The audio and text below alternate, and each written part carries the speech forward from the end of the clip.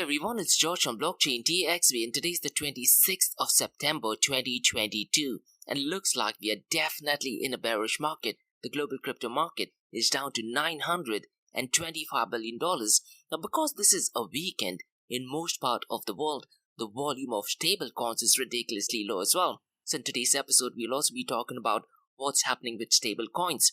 The 24-hour volume of stablecoins is at $45.63 billion. And this is a ridiculously low volume, and we'll be discussing in European Union what they are trying to do in order to prevent Circle's USDC's version of stablecoins in Europe. And in today's episode, I'm also going to be talking about a research arm of US Department of Defense called as DARPA, and they are currently working with a company, and the whole idea is they want to analyze the risks associated with cryptocurrencies and if it is a national security. So there's an interesting work which is currently being done with one of the companies called as Inca Digital. We'll very briefly talk about that. And the big news which is going on in the cryptocurrency world is a law which has been vetoed by the Office of California Governor, that is Gavin Newsom. Now in June and July of this year, there was a bill called as Assembly Bill 2269, and there was a lot of drama surrounding that bill. But surprisingly, it is a left-wing governor, Gavin Newsom, who has vetoed that bill, and that is good news for the cryptocurrency industry. So we'll be exploring that in detail. And regarding some positive news from the cryptocurrency world, we'll be talking about two news regarding soccer and NFT. And Liver Football Club, they have expanded their partnership with Sorare, and AC Milan, they have partnered with MonkeyLeague, and both the news are to do with NFTs. And regarding UAE, once again guys, for the second time of the week, both the news are regarding Metaverse. So it looks like Metaverse is definitely gaining a lot of mainstream adoption. Last Monday, I covered Metaverse news, and this week is for the second time, both the news is regarding Metaverse. The first news is an update to the Museum of Future's Dubai Metaverse Assembly event that is taking place on the 28th and the 29th of September. Now this just might be one of the biggest Metaverse events, not just for Dubai and UAE, probably for the rest of the world as well. So I'll be exploring more about that. And the second news is by Blockchain DXB, where I talk everything about my Metaverse Everything podcast. So I'll be sharing information about what my podcast contains. If you want to be interviewed in the podcast, what is it that you need to do? And I also plan to have another session talking about the political, economical, social, technological, legal, environmental, and religious factors of Metaverse and vice versa. So let's kickstart today's episode. So welcome everyone, it's 8 AM, you're in Dubai and you're listening to Crypto and Coffee at 8, where we cover top news and information pertaining to Bitcoin, blockchain, beyond blockchain, cryptocurrencies, NFTs, DeFi and Metaverse. And how the series of episodes on the Crypto and Coffee at 8 works is, we usually cover some top news and information pertaining to the price of cryptocurrencies, some major breaking news, occasionally short and sweet news as well. News that has an impact in the cryptocurrency world. The other two news and information is related to Dubai, UAE and Middle East in the world of Bitcoin, blockchain, beyond blockchain, cryptocurrencies, NFTs, DeFi and Metaverse. This is followed by Ask Me Anything series, where you listeners can ask any questions from the cryptocurrency world. And remember guys, every Fridays I have an episode called Metaverse Everything, where we solely focus on Metaverse, so please check out those episodes as well. The format for Metaverse Everything podcast is completely different, and what I tend to do is I also tend to publish a daily and weekly report via my LinkedIn profile, so please follow me on LinkedIn. My LinkedIn profile is in the show notes below. Now before we kickstart today's episode, we have an important message, so check this out. Firstly guys, Startup OI is global one tech platform for tech. It offers global high-paying tech jobs with flexibility in working time and location, global free tech events, and tech networks to connect with global like-minded engineers. A brilliant platform to listen to the tech experts in Metaverse and to grab their insights. Now listen, all you have to do is download the app Startup OI. If you're using an Android version, go to Google Store and App Store for iOS devices. Alternatively, you can also click on the show notes below to download Startup OI. Next, guys, listen, if you're into fitness, if you're into adventure, if you want to do something wild but still want to keep your health in check, there is a new podcast in town, a podcast focusing on obstacle course race in the Middle East. The podcast is called Rise in the Obstacle Course Race, and Rise in the Obstacle Course Race podcast is a peer-to-peer community-driven podcast where they talk all about obstacle course race in the Middle East, from Sandstorm to Spartan Race, from Tough Mudder to Desert Warrior Challenge, and also the Government Gov Games, and quite a lot more. The podcast has interviews with athletes locally and internationally to get inside scoop on how athletes prepare for obstacle course race. In the podcast, they also talk about interesting stories on why they are motivated to do obstacle course race. And that's not all. They also plan to release 7 NFTs, and these NFTs are no ordinary. These NFTs will represent every emirate in the UAE. And listen guys, these NFTs are going to be absolutely massive. So do one thing, go to Spotify, go to iTunes, go to any leading podcasting platform and search for Rise in the Obstacle Course Race podcast. Next, Vertex Events have organized the first ever blockchain summit in the history of the World Expo on 10th to 11th of October 2021 at Dubai Expo 2022.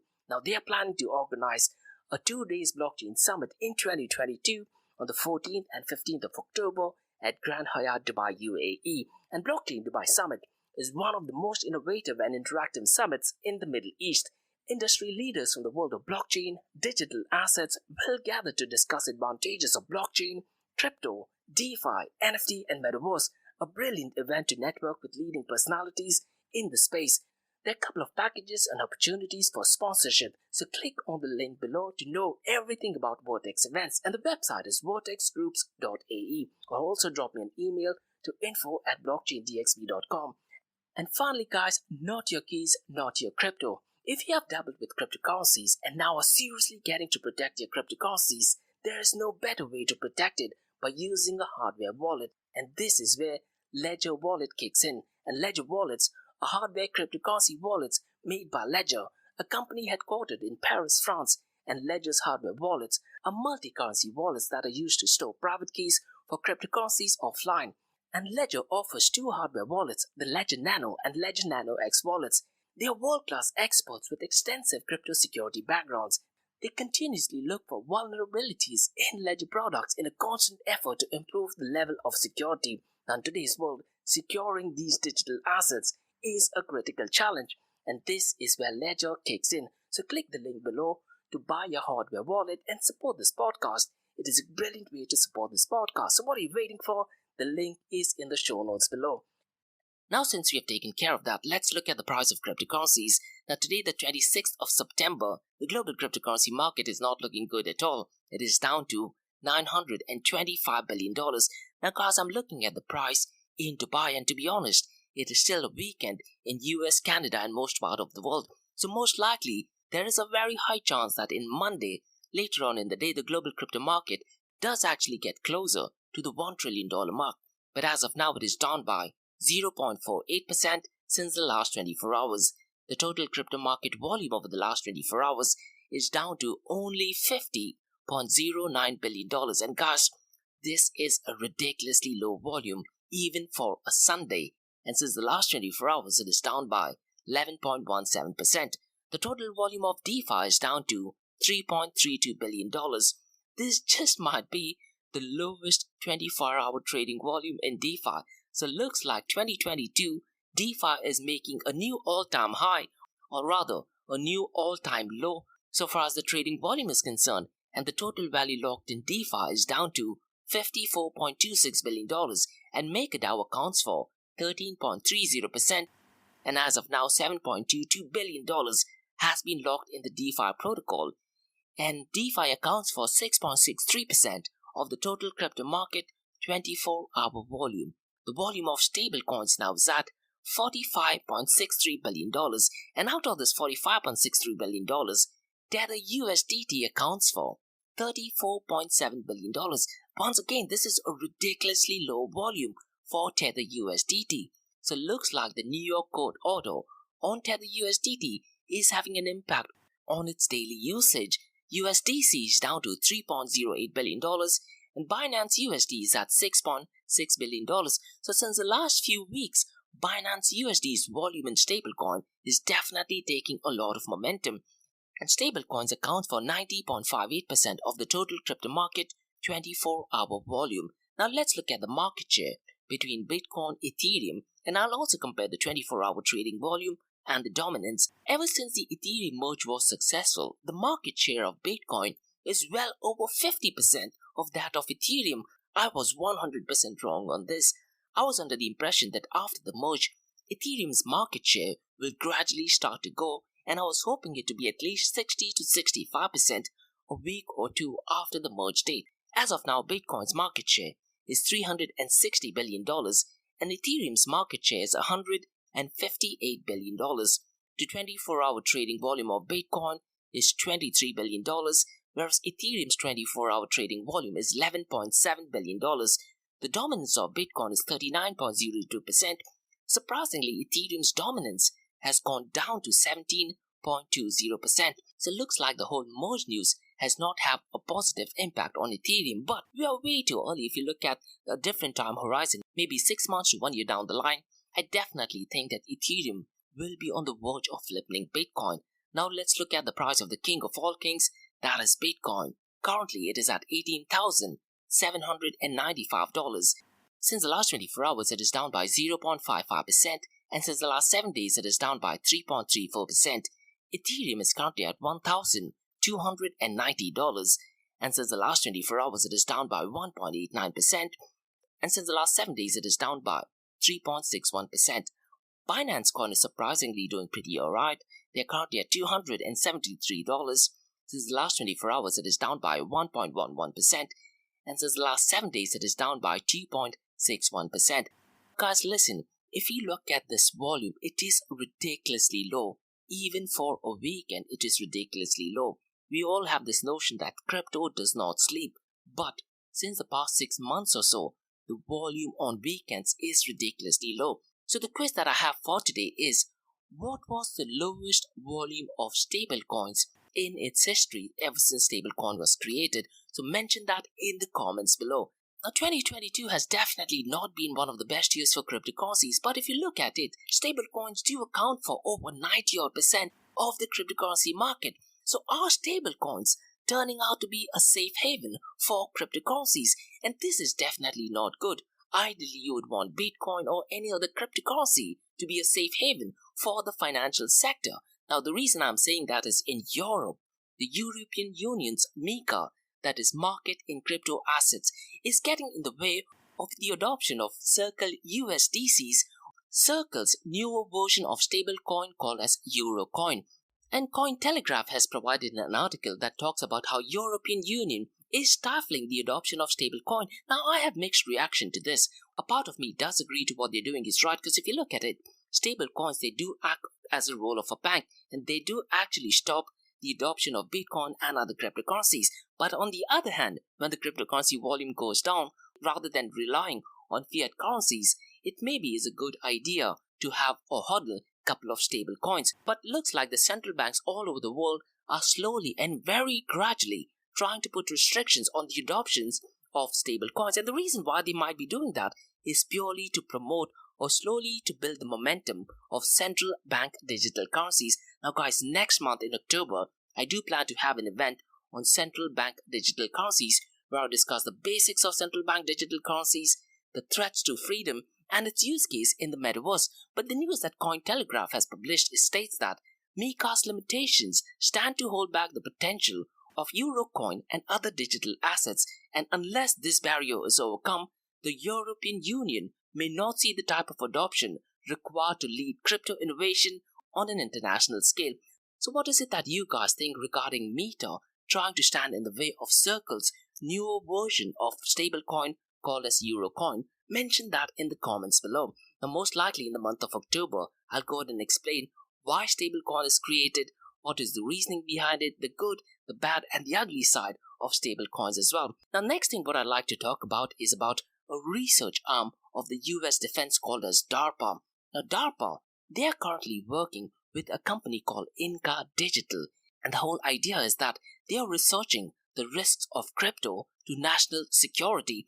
So an article by Washington Post does provide more information of what is it that they are doing. So this project is part of US government's wider crackdown to illicit use of digital assets. So Inca Digital will be developing a tool that will give Pentagon a granular view of crypto markets inner workings. And I'm not sure what to make of it, because when you talk about the US department getting involved in identifying illicit transactions. This is absolutely massive considering the fact that they had recently had a ban on Tornado Cash, and CEO Adam Zarazinski did have some really important information which is mentioned in the article. And look guys, at a macro level, this does seem like a good idea because what they're targeting is the number of scams that are currently in place. And earlier in June, DARPA had also released an article, and they had released this article in partnership with a company called Trail of Bits. This article explores the unintended centralities in distributed ledger. Initially, when I read that report, I thought that this might just be a report trying to discredit Bitcoin and Ethereum, but if you read through the article, they do make some really valid points. They talk about how Bitcoin is centralized, how Ethereum is centralized, and quite a lot more. But what I want to do is via LinkedIn, I do want to have an event with one of the co-hosts, and I really want to go and explore the whole trail of bit articles. There are certain positive things in the article, but at the same time, there are a couple of things that I do not agree to it as well. Now listen, if you are someone who's been working in the cryptocurrency industry at a macro level, I'll be more than happy to have you as a co-host as well. But go to Google, look at Trail of Bits white paper, which talks about the centralization aspects of Bitcoin and cryptocurrencies. The next news that I'd like to talk about is a bill which has been vetoed by Governor Gavin Newsom. So the bill is called as Assembly Bill 2269. At this point of time, it does appear to be a very positive news. And one of the reasons why he vetoed that bill is that he recommends a more flexible approach and that he's waiting for federal regulations to come into sharper focus for digital financial assets. This particular Assembly Bill 2269 was sponsored by Tim Grayson, who's a Democrat. What the bill would have done, it would have created a licensing regime for anyone hoping to facilitate crypto transactions, likening it to how money transmissions are currently overseen by the Money Transmission Act. So when this bill was announced, a lot of people from the cryptocurrency space did actually object to it. And from a political point of view, the left-wing politicians are definitely not in favor of Bitcoin, open source cryptocurrencies, and freedom of speech. So Tim Grayson, who's a Democrat, this bill did actually sponsor this bill. If you do want to read through the official bill, go to my LinkedIn profile, search for the blog on the 26th. There is an actual bill, and the bill actually does take effect on 2025. So personally, I do think that it is a good move for the cryptocurrency industry in general, but it is a bit surprising that this is done by a left-wing politician, Gavin Newsom, who's definitely not in favor of cryptocurrencies in general and not in favor of open source and freedom of speech as well. But overall, still a very positive news. Now, we did cite the reason that one of the reasons for rejecting this bill is because the state of California has to invest certain funds. So is that the main reason why he has rejected the bill? But any which ways, still a positive news from the cryptocurrency industry. What I would recommend you to do is read through the entire bill. You will get a thorough understanding. It is a bit technical, as in you require a legal person to truly understand what that bill is. Now guys, let's talk two news regarding soccer and NFT. The first news is from Liverpool Football Club, and they plan to expand the partnership with Sorara, and with this partnership, they will release new unique experiences for the football fans. Now, if you are a fan of the Red or Liverpool, you definitely need to check it out. Now, what this new partnership does is multimedia fan content will now be available, and there will be release of new experiences for the Red fans and Sorari managers. So on my LinkedIn profile, you will find the official news directly from Liverpool FC. And the second news is also related to soccer, and this is to do with AC Milan. And they have partnered with MonkeyLeague to launch new NFT game, and the official news can directly be found via the AC Milan blog. And the massive news is that the first and the more exclusive batch will be auctioned on the 6th of October via Magic Eden. So definitely brilliant news if you're a soccer fan and if you're into NFTs. Now guys, let's talk two news regarding UAE. And the first news is about the Metaverse community are going together to discuss and showcase the potential of the new immersive world, and this event takes place on the 28th and 29th of September at the Museum of the Future.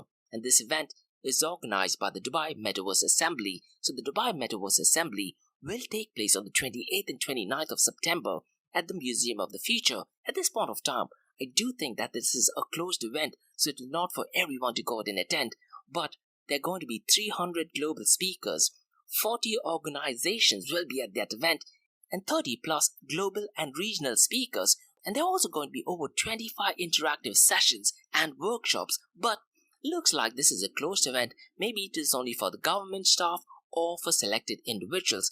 And this news is published by Dubai's official media. Some of the speakers are from Meta as well, like Zia Trabulski, who's the director of business engineering at Reality Labs. He will be at that event.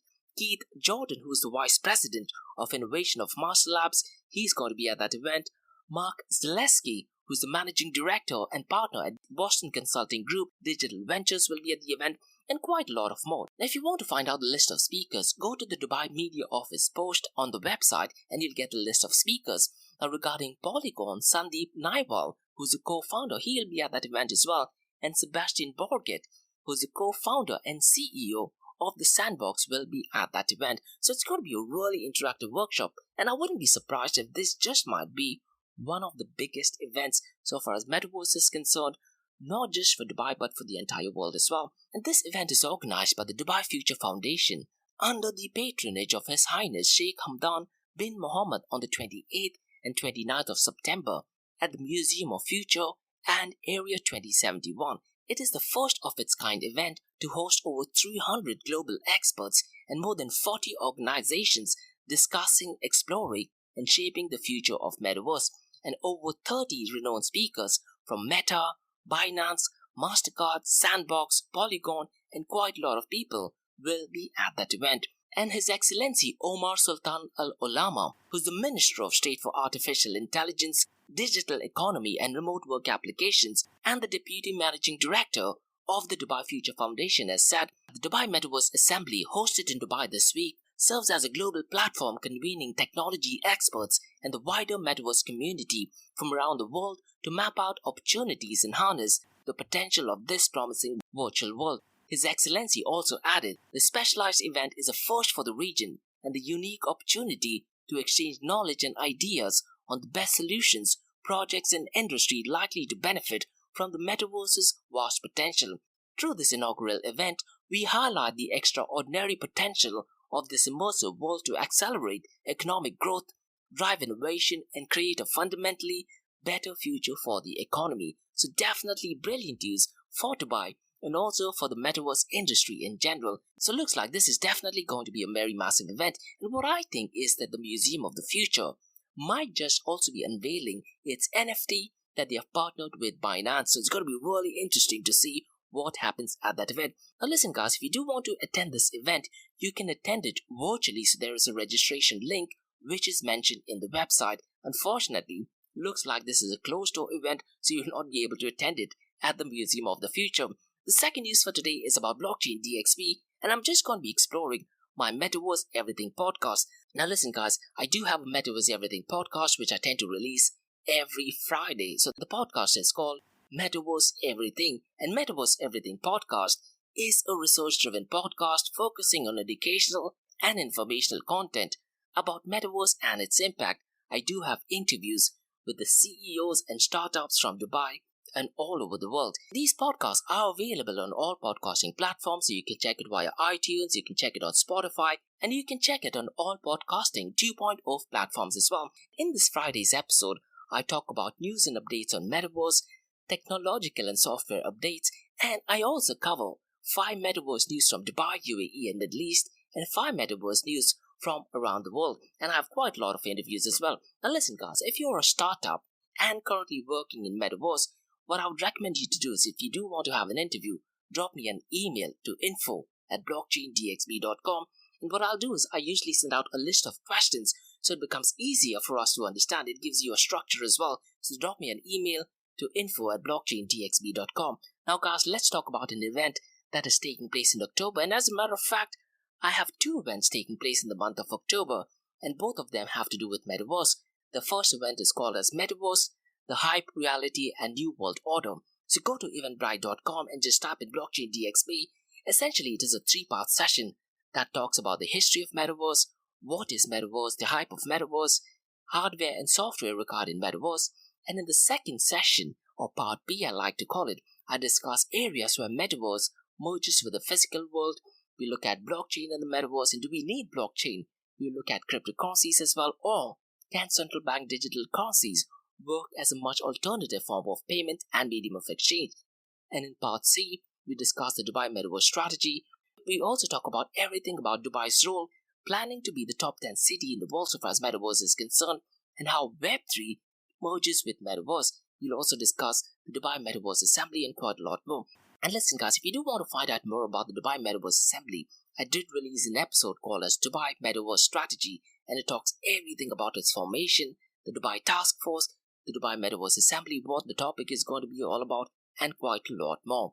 And I also plan to have another session next month, and that talks about the Pestle R analysis on Metaverse. So we'll be looking at Pestle R, that stands for political, economical, social, technological, legal, environmental, and religious factors on Bitcoin on Metaverse. So under political, we'll discuss if Metaverse is apolitical, and can there be a political leader only in Metaverse? The one idea that I have is, what if you were to have the identity of a politician only through avatar, and using blockchain you will be able to track his words and actions, and that's the whole use case of blockchain technology.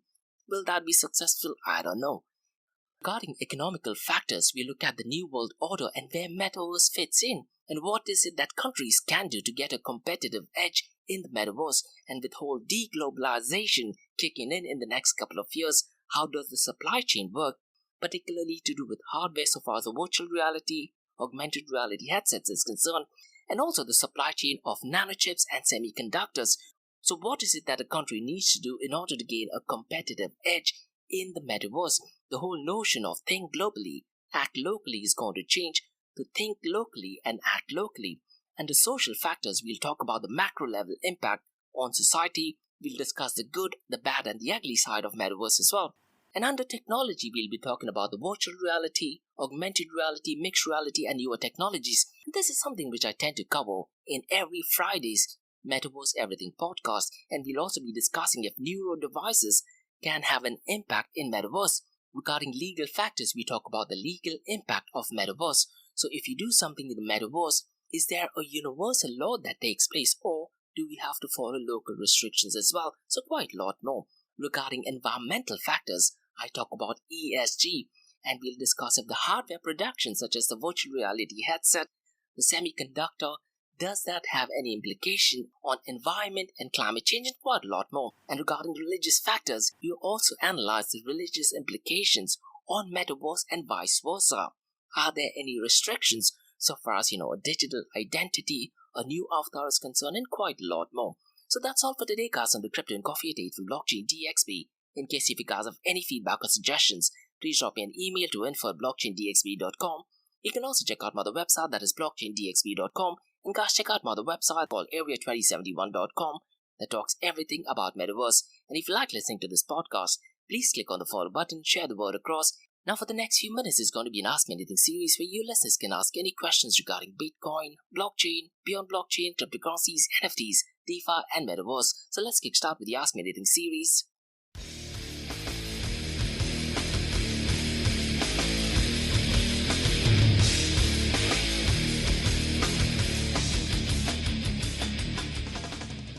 Hey everyone, it's George from Blockchain DXB. You're listening to the Ask Me Anything series where you listeners can ask any questions regarding Bitcoin, blockchain, beyond blockchain, cryptocurrencies, NFTs, DeFi, and Metaverse.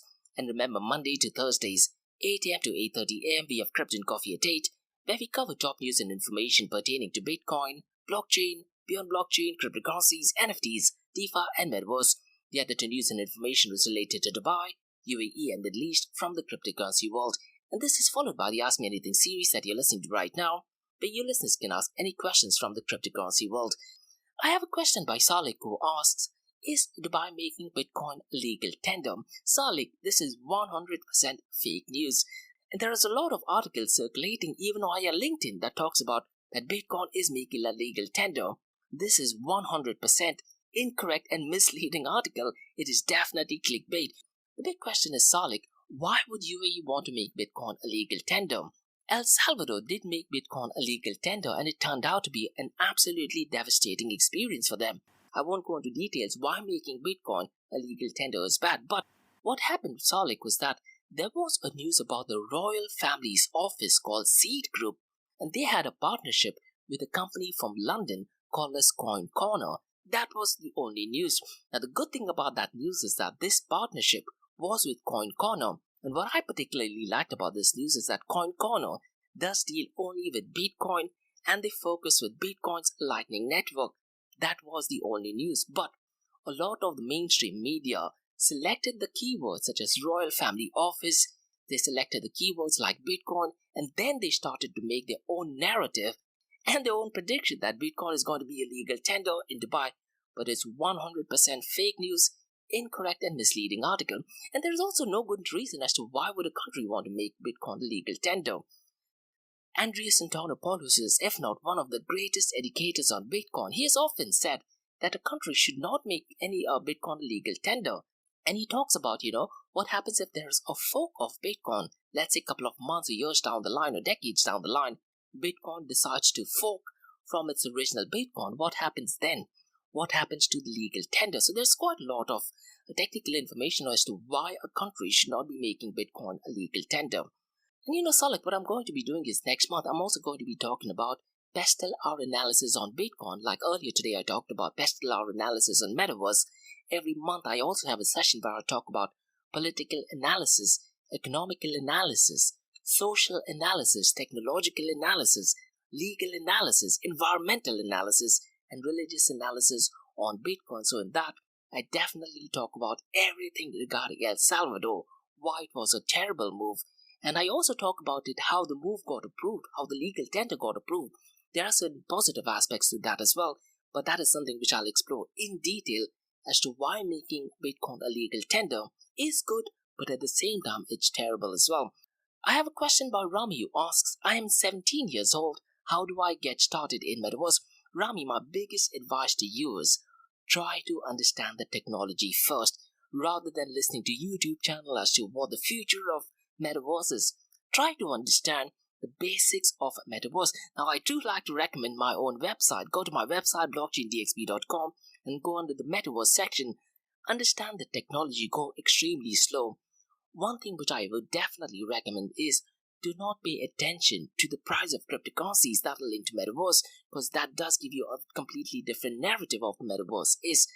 What I would recommend you to do is MetaQuest. They have a brilliant YouTube channel that focuses more on the technology. The couple of interviews of Mark Zuckerberg with Joe Rogan. He has a very long interview with Lex Friedman as well. So what I would really recommend you to do is, Rami, listen to the entire interview. The interview with Joe Rogan is well over 3 hours long. And what mainstream media does is they cherry pick that information. They give their own interpretation and misleading information, like something which I told Salik about, the fake news about Bitcoin being a legal tender in Dubai. They do the same thing for Mark Zuckerberg's interview with Joe Rogan as well. So listen to the entire interview. Mark Zuckerberg also has an interview with Lex Friedman. It is well over 2 hours and 30 minutes long. Listen to the entire interview. They talk everything about Metaverse. Matthew Ball, who's one of the OGs of Metaverse, he has written a couple of books. So pick up that book, read through it as well. I'm a bit surprised that I haven't seen Matthew Ball's name mentioned in the Dubai Metaverse Assembly. I would have really wanted him to be as the speaker. As a matter of fact, Rami, you should definitely need to register for the free event that they have regarding Dubai Metaverse Assembly. It takes place on the 28th and 29th of September. So you can attend that session virtually. And I'm pretty much sure that they have quite a lot of sessions and seminars. So please feel free to go ahead and attend those sessions as well. It gives you a very thorough understanding of what Metaverse is. And one thing which I tell everyone is, once you understand what Metaverse is, you would know what Metaverse is not. So one thing what I strongly recommend, Rami, is avoid focusing on the price or avoid looking at the price of any cryptocurrency or blockchain platforms that are connected to Metaverse. Rather, thoroughly understand your technology. And to be honest, if you're very serious, it just might take you maybe a month or 2 months to truly understand what Metaverse is. I would also recommend you to go out and watch a movie called Ready Player One.